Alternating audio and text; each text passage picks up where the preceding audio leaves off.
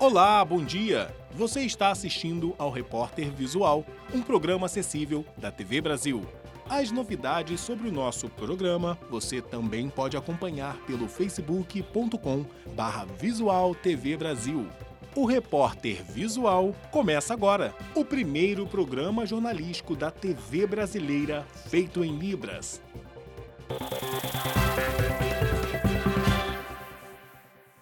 Metade dos trabalhadores empregados quer abrir o próprio negócio nos próximos 5 anos. O dado é de uma pesquisa feita em todo o Brasil e reforça a tendência de aumento no número de empresas criadas no país. A Kátia recebeu em casa a nossa equipe de reportagem com o que ela faz de melhor, cozinhar. As marmitas saudáveis que antes eram para si mesma chamaram a atenção dos colegas de trabalho e ela teve que trocar o fogão por um maior. Os clientes dão retorno positivo. No começo eu relutei bastante, confesso, porque é difícil, né, conciliar 2 trabalhos.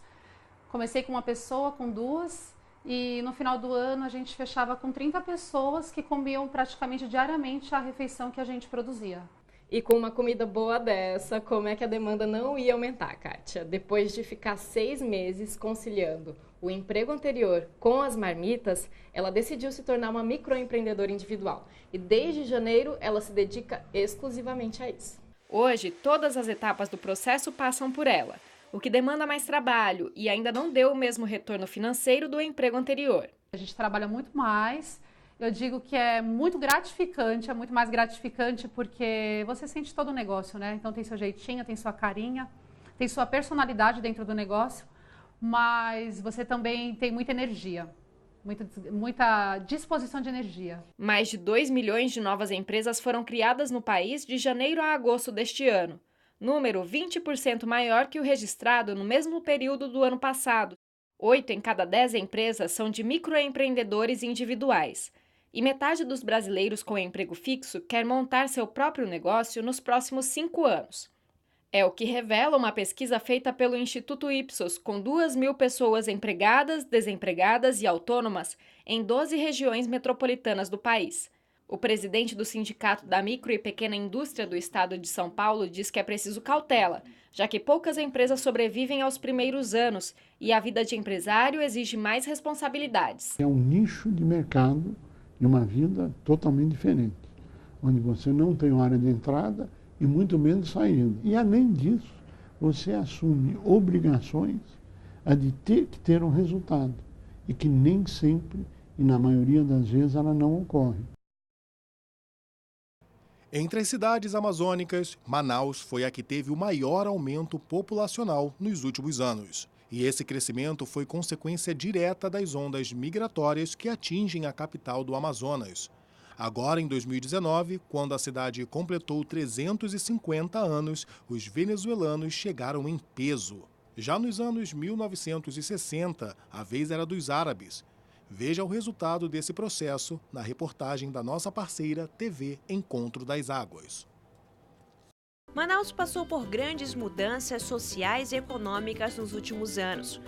Muitos imaginam que estes 350 anos de história narram a trajetória da população manauara.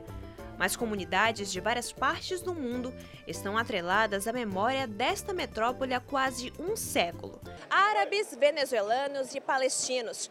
Pessoas de vários cantos do mundo abriram mão de uma simples passagem pelo país e fincaram raízes aqui em Manaus. Os venezuelanos, por exemplo, fugiram de uma grave crise econômica que atingiu a Venezuela, mas encontraram aqui ajuda e acolhimento, típicos do povo manauara. Algumas comunidades vieram para Paris dos Trópicos e tiveram grande impacto na economia local, como os árabes e palestinos. Os imigrantes da chamada primeira geração chegaram aqui como refugiados na década de 60, nos tempos áureos da Zona Franca e do comércio portuário. Atualmente, a influência desta comunidade no comércio manauara é clara. Hoje, o comércio de Manaus ele é totalmente palestino. Se você for para a Palestina, para um comércio de lá, e vir aqui para o comércio que é o nosso centrão, que é o nosso bate-palma, né? Ele é assim, lá a Palestina é assim. Então, nós é que introduzimos esse tipo de comércio, foram nós, os palestinos, eles já trouxeram essa maneira. A diferença cultural pesou muito nos primeiros anos dessa comunidade em Manaus. mas deu espaço para uma troca de saberes que vão durar por anos.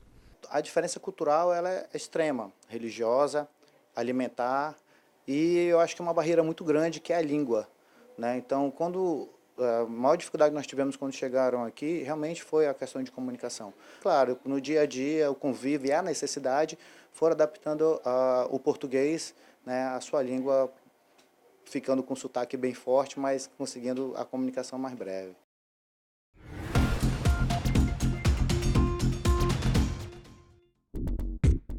Forno, fogão, geladeira, televisão. O Natal é a principal data para o comércio no Brasil. E quem empreende já está de olho no aumento da demanda. Veja na reportagem da Flávia Grossi. Foi para se distrair que Ana começou a fazer um curso de macramê, técnica manual de tecelagem que consiste no uso de nós. O hobby virou um negócio e hoje ela investe na venda de peças decorativas para incrementar a renda da família. Amigos começaram a comprar, vinham aqui em casa, vinham pendurado, gostavam. Ah, faz para mim? Sim. E tá indo, né? Estou caminhando. As festas do final do ano são uma oportunidade para quem quer ganhar uma renda extra. Na fábrica de bolos e salgados das irmãs Magali e Alice, no Rio de Janeiro, o lucro aumenta 40% nessa época do ano. Porque a pessoa não quer muito trabalhar em casa, né? Fazer as coisas em casa, então levando pronto é bem mais fácil, né? Tendo alguém para fazer.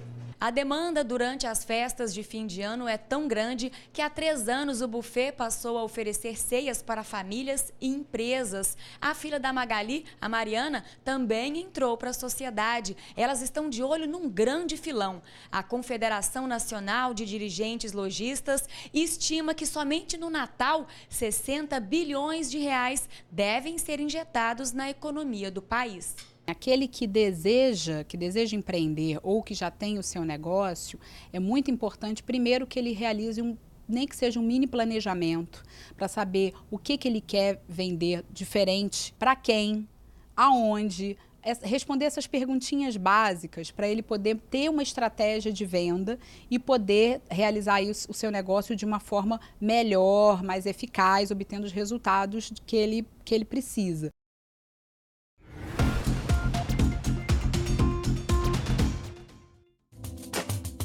Verbos.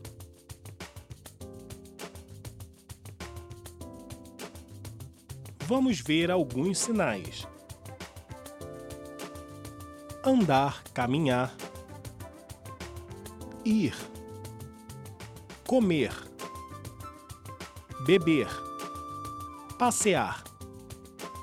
Trabalhar. Sentir. Conhecer. Comprar. Andar, caminhar. Ir. Comer. Beber. Passear. Trabalhar. Sentir. Conhecer. Comprar. Mais de 70 milhões de pessoas no mundo têm o chamado transtorno do espectro autista, uma condição neurológica com sintomas que variam de pessoa para pessoa. No Brasil, a estimativa é que 2 milhões de pessoas sejam autistas. Agora, uma lei aprovada no Congresso deve diminuir um pouco as dificuldades do dia a dia dos autistas. Os sintomas mais comuns do transtorno do espectro autista são dificuldades de socialização e comunicação, apego à rotina e o desenvolvimento de comportamentos repetitivos. Juliana mora no Distrito Federal e tem um filho de 13 anos. Ele foi diagnosticado com autismo quando tinha 6. Nós temos que respeitar os horários dele. Às vezes ele não está muito disposto a estar despertando tão cedo. E aí ele precisa, às vezes, de um suporte para ser inserido na escola, para estar acompanhando, mesmo ele tendo essas dificuldades, ele consegue ter uma ajuda profissional para poder ir acompanhando de uma maneira mais adequada para ele ser incluído nessa rotina. Famílias como a de Juliana estão prestes a ter a vida facilitada. Isso porque o Congresso Nacional aprovou o projeto de lei que institui a carteira de identificação da pessoa com transtorno do espectro autista. O projeto foi enviado ao Palácio do Planalto para sanção presidencial. A emissão da carteira será gratuita mediante comprovação do diagnóstico médico. O objetivo da lei é garantir atenção integral e prioridade no acesso a serviços públicos e privados, principalmente de saúde, educação e assistência social. Estabelecimentos sujeitos a prestar, por exemplo, atendimento prioritário a pessoas com deficiência, idosos, gestantes, lactantes e obesos, vão poder usar a fita quebra-cabeça para identificar que pessoas com autismo também têm prioridade. Você precisa pensar no mercado de trabalho adaptado para ele, você precisa pensar numa carteira de motorista para ele, você precisa pensar numa moradia assistida, afinal das contas, uma hora os pais vão e esses autistas vão ficar onde? Então são políticas públicas bem diversas, não que a gente precise esquecer das outras políticas, mas quando depender do número de autistas que você tiver, você dá prioridade para um determinado grupo. O Repórter Visual fica por aqui. Pelo WhatsApp você tem um canal direto de comunicação com a gente. Anota aí o número 021 974 522 300.